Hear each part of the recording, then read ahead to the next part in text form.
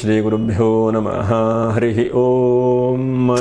ಓಂ ನಮಃ ಸೂರ್ಯ ಪಿತಾಮಹೋ ವ್ಯಾಸಃ ವಸಿಷ್ಠೋ ತ್ರಿಪರಾಶರಃ ಕಶ್ಯಪೋ ನಾರದೋ ಗಾರ್ಗ್ಯಃ ಮರೀಚಿರ್ಮುನಿರಂಗಿರಾಃ ಲೋಮಶಃ ಪೌರುಷಶ್ಚೈವ ಚವನೋ ಜವನೋ ಭೃಗುಃ ಶಬ್ನಕೋಷ್ಟಾದಶಶ್ಚೇತಿ ಜ್ಯೋತಿಷ್ಶಾಸ್ತ್ರಪ್ರವರ್ತಕಾಃ.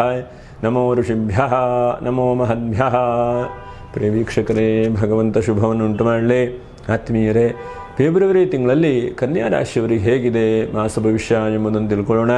ನೋಡಿ, ಕನ್ಯಾ ರಾಶಿ ಅಂತಂದರೆ ಉತ್ತರ ನಕ್ಷತ್ರ 2, 3, 4ನೇ ಪಾದ, ಹಾಗೆ ಹಸ್ತ ನಕ್ಷತ್ರ 1, 2, 3, 4ನೇ ಪಾದ, ಚಿತ್ತಾ ನಕ್ಷತ್ರ 1, 2ನೇ ಪಾದ.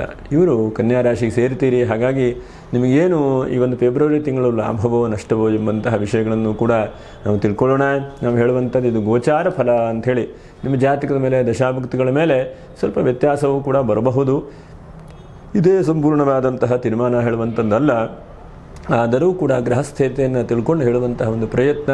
ನೋಡಿ, 12ನೇ ರಾಶಿಯಲ್ಲಿ ಕೇತು, ಇನ್ನು ಪಂಚಮ ರಾಶಿಯಲ್ಲಿ ಕುಜ, ಷಷ್ಠ ರಾಶಿಯಲ್ಲಿ ರವಿ ಬುಧ ಮತ್ತು ರಾಹು ಬುಧನೂ ಕೂಡ ಷಷ್ಠ ರಾಶಿಯಲ್ಲಿದ್ದಾರೆ. ಸಪ್ತಮ ರಾಶಿಯಲ್ಲಿ ಶನೇಶ್ವರನು, ಇನ್ನು ದಶಮದ ರಾಶಿಯಲ್ಲಿ ಬಲಿಷ್ಠನಾದಂತಹ ಗುರುವು ಕೂಡ ದಶಮ ರಾಶಿಯಲ್ಲಿದ್ದಾನೆ. ಹೀಗೆ ನಿಮ್ಗೆ ಹೆಚ್ಚಿನದಾದಂತಹ ಫಲ ಕೊಡುವಂಥವ್ರು ಯಾರಪ್ಪ? ನಿಮ್ಮ ರಾಶ್ಯಾಧಿಪತಿಯಾದಂಥವನು ಷಷ್ಠ ರಾಶಿಯಲ್ಲಿದ್ದಾನೆ, ಮತ್ತು ದಶಮದ ಗುರು ಇದ್ದಾರೆ. ಇದು 2 ಗ್ರಹಗಳು ಬಹಳ ಬಲಿಷ್ಠವಾಗಿ ನಿಮಗೆ ರಕ್ಷಣೆಯನ್ನು ಕೊಡ್ತಾ ಇದ್ದಾರೆ. ಹಾಗಾಗಿ ಮುನ್ನುಗ್ತಾ ಇದ್ದೀರಿ ನೀವು. ನೋಡೋಣ, 1ನೇ ತಾರೀಕಿಗೆ ಸತ್ಯನಾರಾಯಣ ಸ್ವಾಮಿ ಪೂಜೆ ಮಾಡುವಂತಹ ಒಂದು ಶುಭವಾದಂಥ ಹುಣ್ಣಿಮೆ, ಮತ್ತು ಭಾರತ ಹುಣ್ಣಿಮೆ ಅಂತಿದೆ. 5ನೇ ತಾರೀಕಿಗೆ ಸಂಕಷ್ಟರ ಚತುರ್ಥಿ, 13ನೇ ತಾರೀಕಿಗೆ ಕುಂಭ ಸಂಕ್ರಾಂತಿ, ಹಾಗೆ 14ನೇ ತಾರೀಕಿಗೆ ಶನಿ ಪ್ರದೋಷ, 15ನೇ ತಾರೀಕಿಗೆ ಚಾಂದ್ರ ಮಾಸ ಮಹಾಶಿವರಾತ್ರಿ. ಹಾಗಾಗಿ ನಾವೆಲ್ಲ ಚಾಂದ್ರ ಮಾಸದ ಆಚರಣೆಯನ್ನೇ ಮಾಡ್ತಾ ಇರೋದ್ರಿಂದ ನಮಗೆ ವಿಶೇಷವಾಗಿ ಶಿವರಾತ್ರಿ ಇದೆ. 15ನೇ ತಾರೀಕು, 16ನೇ ತಾರೀಕಿಗೆ ಬೋಧಾಯನ ಕಾತ್ಯಾಯನ ಅಮಾವಾಸ್ಯೆ, 17ನೇ ತಾರೀಕಿಗೆ ಶಿವರಾತ್ರಿ ಅಮಾವಾಸ್ಯೆ ಇದೆ, 18ನೇ ತಾರೀಕಿಗೆ ಚಂದ್ರದರ್ಶನ, 27ಕ್ಕೆ ಸರ್ವೇಶಾಂ ಏಕಾದಶಿ. ಹೀಗೆಲ್ಲ ಇದೆ ನೋಡಿ. ಯಾಕಂದರೆ ಈ ತಿಂಗಳು ಅಂತಂದರೆ ನಮಗೆ ಮಾಘ ಮಾಸದಲ್ಲಿ ಎಷ್ಟು ಸಾಧ್ಯ ಆಗುತ್ತೋ ಅಷ್ಟು ಪೂಜೆ ಪುನಸ್ಕಾರಗಳನ್ನು, ಒಳ್ಳೆಯ ಕೆಲಸ ಕಾರ್ಯಗಳನ್ನು, ದೇವತಾ ಆರಾಧನೆಯನ್ನು ಮಾಡುವಂಥ ಒಂದು ತಿಂಗಳು. ಹಾಗೆ ನಾವು ಒಳ್ಳೆಯ ಕೆಲಸಕ್ಕೆ ಕೈ ಹಾಕುವಂಥದ್ದು.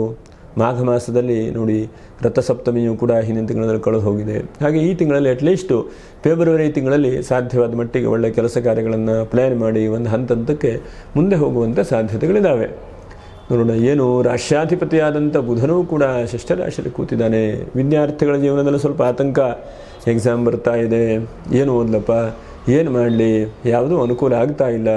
ಹೀಗೆಲ್ಲ ಒಂದು ಹಂತಕ್ಕೆ ಆ ಕಡೆ ಈ ಕಡೆ ಎಳಿತಾ ಇದೆ ನಿಮಗೆ. ಹಾಗೆ ಪಂಚಮದಲ್ಲಿ ಕುಜ ಇದ್ದಾನೆ. ಪಂಚಮದಲ್ಲಿ ಕುಜ ಇದ್ದಾಗ ನಿಮ್ಮ ಶಕ್ತಿ, ಸಾಮರ್ಥ್ಯಗಳು ಹೀಗೆ ಹೆಚ್ಚಿನದಾದಂಥ ಅಭಿವೃದ್ಧಿ ಕಡೆ ಹೋಗ್ತಾ ಇರುತ್ತದೆ. ಒಂದು ಹಂತಕ್ಕೆ ತೊಂದರೆ ಅಂತ ಅನ್ನಿಸ್ತಾ ಇದೆ ನಿಮಗೆ. ಏನಪ್ಪ, ಯಾವ ಕೆಲಸ ಕಾರ್ಯಗಳು ಕೂಡ ಮುಂದೆ ಹೋಗ್ತಾ ಇಲ್ಲ. ಎಲ್ಲ ಚೆನ್ನಾಗಿದ್ದಾರೆ ಅಂತೇಳಿ ಹೇಳ್ತಾ ಇದ್ದಾರೆ, ಆದರೂ ಕೂಡ ಯಾವುದೋ ಒಂದು ನಮಗೆ ಕೆಲಸ ಕೈ ಹತ್ತುತ್ತಾ ಇಲ್ಲ, ಕೈಗೆ ಬಂದರೆ ಬಾಯಿಗೆ ಬರ್ತಾ ಇಲ್ಲ. ಹೀಗೆಲ್ಲ ಒಂದು ಹಂತಕ್ಕೆ ತೊಂದರೆ, ಟೆನ್ಷನ್ನು ಎಲ್ಲವೂ ಕೂಡ ಇರುತ್ತೆ.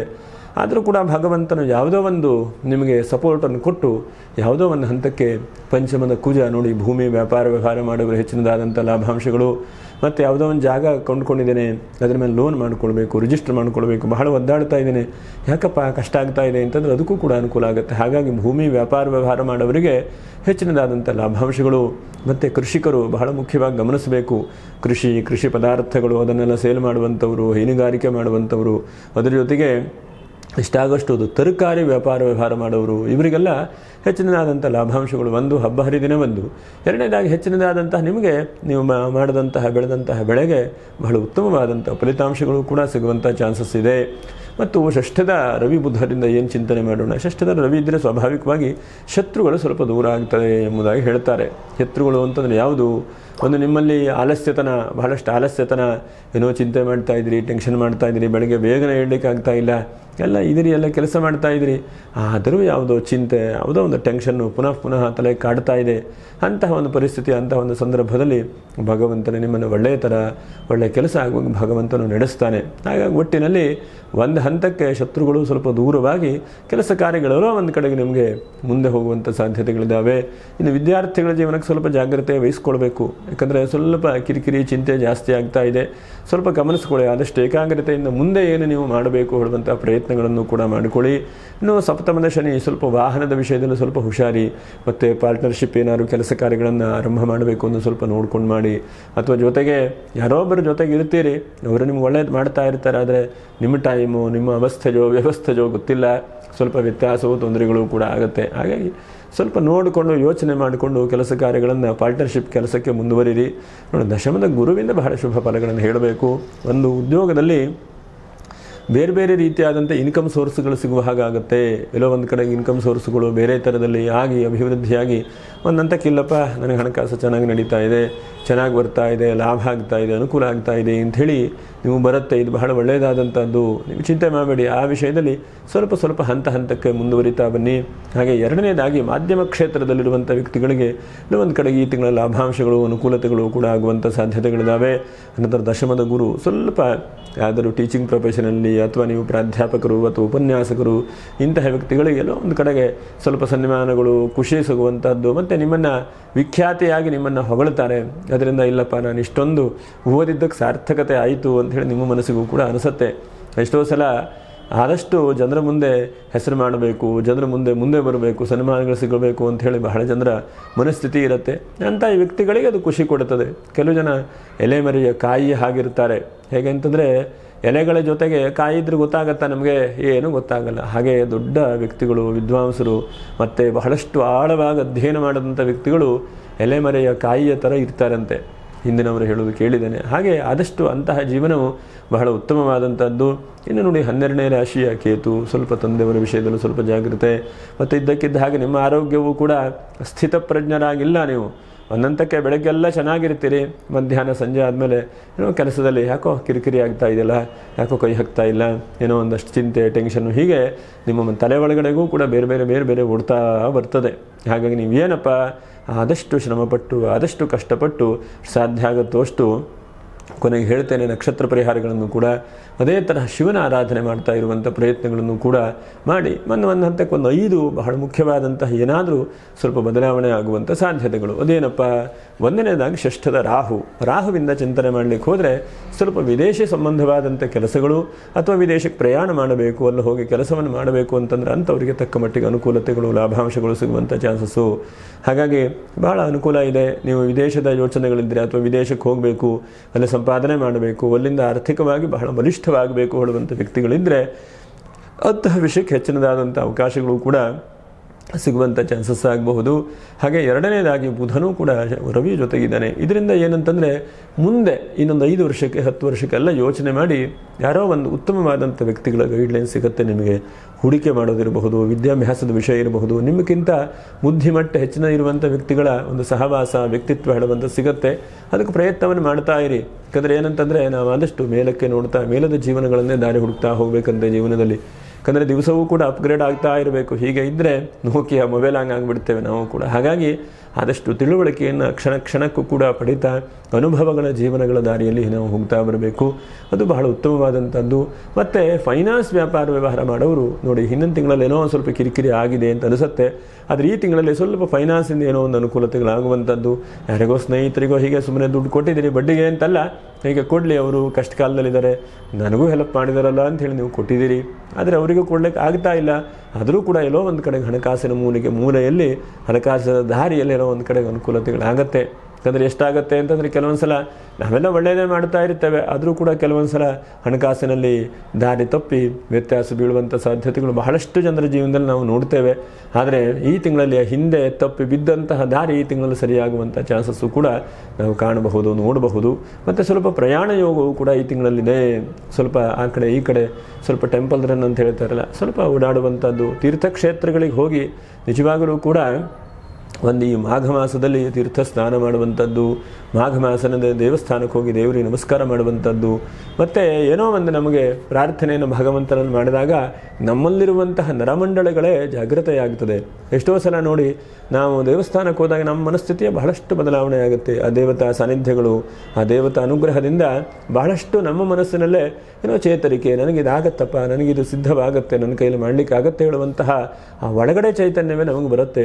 ಎಷ್ಟೋ ಸಲ ನಾವು ಅಸಹಾಯಕರಾಗಿದ್ದಾಗ, ನಮ್ಮ ಕೈಯಲ್ಲಿ ಯಾವುದೂ ಆಗುವುದಿಲ್ಲ, ನಮ್ಮ ಕೈಯಲ್ಲಿ ಕೊನೆಯಪ್ಪ ಇದೇನು ನನ್ನ ದಾರಿ ಕಾಣ್ತಾ ಇಲ್ಲ ಇದ್ದಾಗ ಆ ಭಗವಂತನನ್ನು ನಾವು ಮೊರೆ ಹೋದಾಗ ಭಗವಂತನ ನಾಮಸ್ಮರಣೆ, ತೀರ್ಥಕ್ಷೇತ್ರಗಳ ದರ್ಶನ, ಮತ್ತು ಅಲ್ಲಿ ಹೋದಾಗ ಒಂದು 2-3 ದಿವಸ ಭಗವಂತನನ್ನೇ ಭಕ್ತಿಯಿಂದ ಧ್ಯಾನ ಮಾಡಿದಾಗ ಎಲ್ಲ ಟೆನ್ಷನ್ನು ತೊಂದರೆಗಳೆಲ್ಲ ಪರಿಹಾರ ಆಗಿ ಎಲ್ಲೋ ಒಂದು ದಾರಿ ನಮಗೆ ಸಿಗುವಂತಹ ಚಾನ್ಸಸ್ ಆಗುತ್ತೆ. ಹಾಗಾಗಿ ಹಿಂದಿನವರು ಇಂತಹ ಮಾಘ ಮಾಸದಲ್ಲಿರಬಹುದು ಅಥವಾ ಪುಣ್ಯತಮವಾದಂಥ ಸಮಯದಲ್ಲಿ ತೀರ್ಥಕ್ಷೇತ್ರಗಳಿಗೆ ಹೋಗಿ, ಅಂಥ ಕ್ಷೇತ್ರಗಳಲ್ಲಿ ಹೋಗಿ ಸ್ನಾನ, ಪೂಜೆ, ಅನುಷ್ಠಾನಗಳನ್ನೆಲ್ಲ ಮಾಡಿ ಎಂಬುದಾಗಿ ಹೇಳಿದರು. ಅದನ್ನು ಮಾಡುವ ಮಾತ್ರದಿಂದ ಯಾರಿಗೂ ಋಷಿಗಳಿಗೆ ಏನೂ ಆಗಬೇಕಾಗಲಿಲ್ಲ, ದೇವತೆಗಳಿಗೆ ಏನೂ ಆಗಬೇಕಾಗಲಿಲ್ಲ. ಆದರೆ ನಾವು ಮಾಡುವ ಮಾತ್ರದಿಂದ ನಮಗೆ ಬಹಳ ಪುಣ್ಯತಮವಾದಂತಹ ಮನಸ್ಥಿತಿಯೂ ಬರುತ್ತೆ, ಮತ್ತು ಬಹಳಷ್ಟು ನಮಗೆ ಸಾಧನಕ್ಕೆ ಪೂರಕವಾದಂಥ ಒಂದು ಶಕ್ತಿ, ಮನಸ್ಥಿತಿಯೂ ಕೂಡ ಬರುತ್ತೆ. ಯಾಕಂದರೆ ಎಲ್ಲವೂ ಕೂಡ ಇದ್ದು ಮನಸ್ಸಿಲ್ಲ ಅಂತಂದರೆ ಏನೂ ಕೆಲಸವೇ ಆಗುವುದಿಲ್ಲ. ಹಾಗಾಗಿ ನಮ್ಮ ಮನಸ್ಥಿತಿ ಬಹಳ ಉತ್ತಮವಾಗಬೇಕು. ತೀರ್ಥಕ್ಷೇತ್ರಗಳಿಗೆ ಹೋಗಿ ಸ್ನಾನ, ದೇವತಾ ಅರ್ಚನೆ, ದಾನಗಳು, ಅನ್ನದಾನ ಮಾಡ್ತಾ ಇದ್ದ ನಿಮ್ಮ ಕೈಲಾದಂಥ ಸಹಾಯವನ್ನು ಮಾಡಿ, ಒಂದು ನಾವು ತ್ಯಾಗೇನೈಕೆ ಅಮೃತತ್ವ ಮಾನುಷು, ನಾವು ಒಬ್ಬರಿಗೆ ಒಂದು ಕೊಟ್ಟಾಗ ನಮಗೂ ಭಗವಂತ, ಪ್ರಕೃತಿ ಅಥವಾ ನಾವು ಅಂದುಕೊಳ್ಳುವಂತಹ ಈ ಒಂದು ಪ್ರಪಂಚ ನಮಗೂ ಕೊಡುತ್ತದೆ. ನಾವು ಎಲ್ಲವನ್ನು ಕೂಡ ಸ್ವಾರ್ಥವಾಗಿ ನನಗೇ ಬೇಕು, ನಾನೇ ಇಟ್ಕೊಳ್ತೇನೆ ಅಂತ ಮಾಡಿದರೆ ಜಗತ್ತು ನಮ್ಮನ್ನು ಯಾವತ್ತೂ ಸ್ವೀಕಾರ ಮಾಡೋದಿಲ್ಲ. ಹಾಗಾಗಿ ನಾವು ಜಗತ್ತಿಗೂ ಕೊಡಬೇಕು, ಜನಕ್ಕೂ ಕೊಡಬೇಕು, ಒಳ್ಳೆಯ ಮಾಡುವಂತಹ ಮನಸ್ಥಿತಿ ಇಟ್ಕೊಂಡು ಒಂದೊಂದು ಕ್ಷಣಕ್ಕೂ ಕೂಡ ನಾವು ಒಳ್ಳೇದು ಮಾಡಬೇಕು ಹೇಳುವಂಥ ಮನಸ್ಥಿತಿ ಇಟ್ಟಾಗ ನೋಡಿ, ಎಷ್ಟೋ ಸಲ ಇವತ್ತು ಧಾರ್ಮಿಕ ಕ್ಷೇತ್ರಗಳಿಗೆ ಹೋಗ್ತೇವೆ. ನಾವು ಹೋದಾಗ ನಮ್ಮ ಕೈಯಲ್ಲಿ ಆ ದೇವಸ್ಥಾನಕ್ಕೆ ಏನಾದರೂ ಸಹಾಯ ಮಾಡೋಣ ಅಂತ ನಮ್ಮ ಕೈಯಲ್ಲಿ ಇರುವುದಿಲ್ಲ. ಆದರೆ ಇರುವಂತಹದ್ದನ್ನೇ ಭಗವಂತನೇ ನಾವು ಸಮರ್ಪಣೆ ಮಾಡಬೇಕು.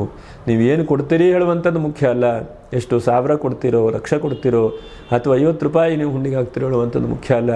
ನೀವು ಯಾವ ತರಹ ಆ ಭಾವನೆಯಿಂದ ಮಾಡ್ತೀರಿ, ಯದ್ಭಾವಂ ತದ್ಭವತಿ, ನಿಮ್ಮ ಭಾವನೆಯ ಪ್ರೀತಿ ಹೇಗಿದೆ ಅದರಿಂದ ಭಗವಂತನ ಅನುಗ್ರಹಿಸ್ತಾನೆ.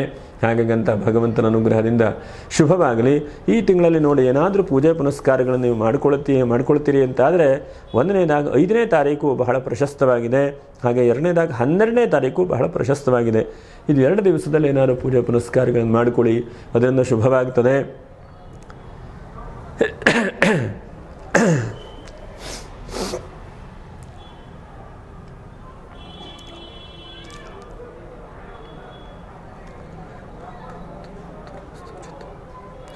ಹಾಗೆ ನಕ್ಷತ್ರ ಪರಿಹಾರಗಳು ಏನು ಎಂಬುದನ್ನು ಕೂಡ ನಾವು ಗಮನಿಸ್ತಾ ನೋಡಿ, ವಿಶೇಷವಾಗಿ ನಿಮಗೆ ಸಪ್ತಮ ರಾಶಿಯಲ್ಲಿ ಶನೇಶ್ವರ ಇದ್ದಾನೆ. ಹಾಗಾಗಿ ಎಷ್ಟು ಸಾಧ್ಯ ಆಗುತ್ತೋ ಅಷ್ಟು ಉತ್ತರ ನಕ್ಷತ್ರದವರು 2, 3, 4ನೇ ಪಾದದವರು 15ನೇ ತಾರೀಕಿಗೆ ಮಹಾಶಿವರಾತ್ರಿ ಇದೆ.